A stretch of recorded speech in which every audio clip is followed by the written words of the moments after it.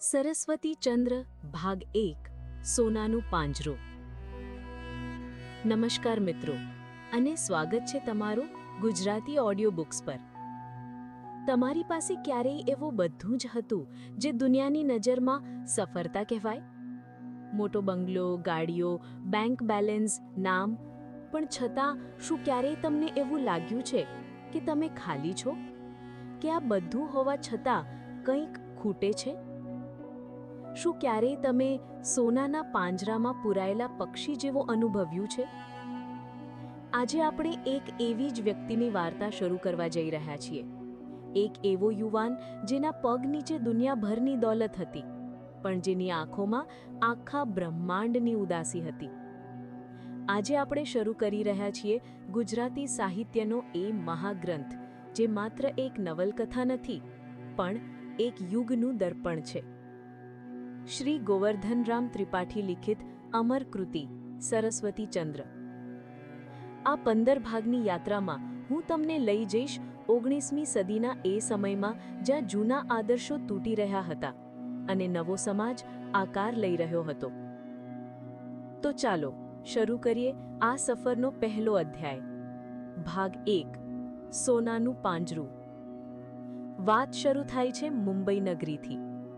એ મુંબઈ નહીં જે તમે આજે જુઓ છો। આ વાત છે 1880ના દાયકાની મુંબઈની। અંગ્રેજોનું રાજ, વેપારનું મુખ્ય મથક, જ્યાં સમુદ્રના મોજા કિનારા સાથે નહીં પણ શેઠિયાઓની હવેલીઓની દિવાલો સાથે ટકરાતા હતા।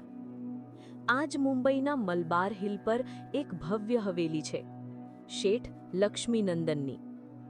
લક્ષ્મીનંદન એટલે એવા માણસ જેમનું નામ જ એમનો પરિચય છે। પેઢીઓનો વેપાર, અઢળક સંપત્તિ અને મગજ એટલું તેજ કે પૈસો પૈસાને ખેંચી લાવે। લક્ષ્મીનંદન એટલે પ્રેક્ટિકલ માણસ। એમના માટે દુનિયામાં બે જ વસ્તુ મહત્વની હતી, નફો અને નામ। પણ આપણી વાર્તાના હીરો લક્ષ્મીનંદન નથી। આપણી વાર્તાનો હીરો છે એમનો દીકરો સરસ્વતીચંદ્ર। દેખાવમાં જાણે કોઈ દેવલોકનો રાજકુમાર, 20ની શરૂઆતની ઉંમર, BA LLB ભણેલો, કાયદાનો જાણકાર, અંગ્રેજી, સંસ્કૃત અને ફારસી પર એવું પ્રભુત્વ કે મોટા મોટા વિદ્વાનો પાણી ભરે। દુનિયાની નજરમાં સરસ્વતીચંદ્ર પાસે શું નહોતું?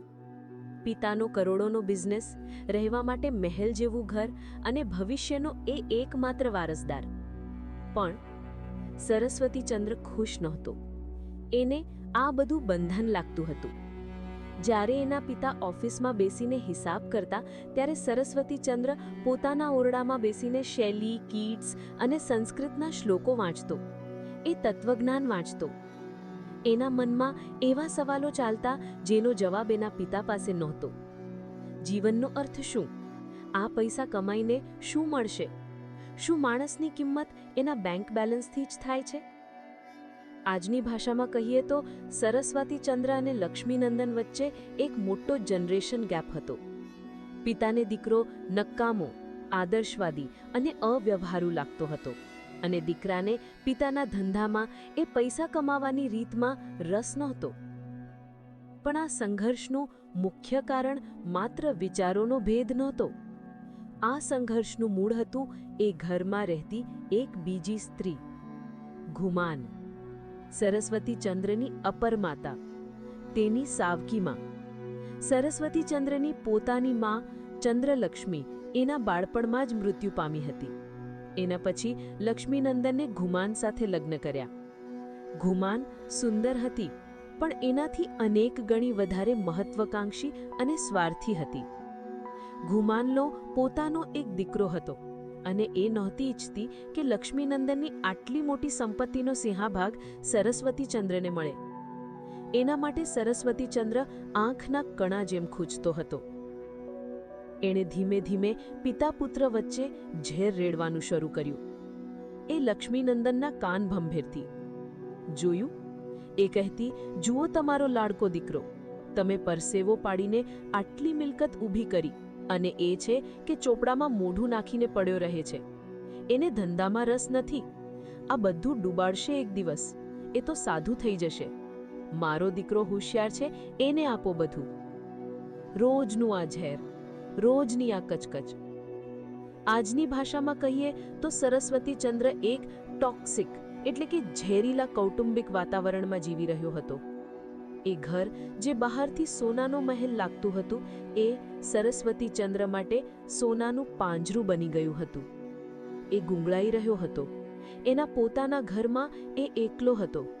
એની ભાવનાઓને સમજનારું કોઈ નહોતું. એને તેના પિતા પર ગુસ્સો નહોતો આવતો, દયા આવતી કે કેવી રીતે એના પિતા આ સ્ત્રીના પ્રભાવમાં સાચું ખોટું બધું ભૂલી ગયા છે. અને ધીમે ધીમે સરસ્વતીચંદ્રના મનમાં આ સંપત્તિ પ્રત્યે નફરત પેદા થવા લાગી. એને લાગ્યું કે આ પૈસા, આ દોલત, આ જ બધા ઝઘડાનો મૂળ છે. એને લાગ્યું કે કદાચ આ સંપત્તિ એના પિતાએ અન્યાયથી, શોષણથી કમાઈ હશે, અને જો એવું હોય તો એના પર મારો શું હક? એક આદર્શવાદી યુવાનનું મન બળવો પોકારી ઉઠ્યું. એણે વિચાર્યું કે હું આ વૈભવ શા માટે ભોગવું? મેં શું કર્યું છે? મેં શું કમાયું છે?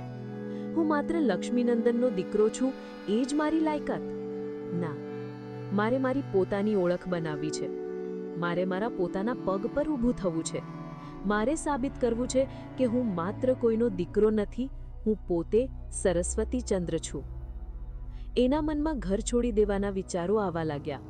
બધું ત્યાગી દેવાના વિચારો આવવા લાગ્યા. એકદમ સાધુ બની જવાનું નહીં, પણ પોતાની જાતને શોધવા નીકળી પડવાનું. એ એવું જીવન જીવવા માંગતો હતો જ્યાં એના નામ સાથે એના પિતાની સંપત્તિનો પડછાયો ન હોય. એનો એક મિત્ર હતો, ચંદ્રકાંત, ખૂબ વ્યવહારુ.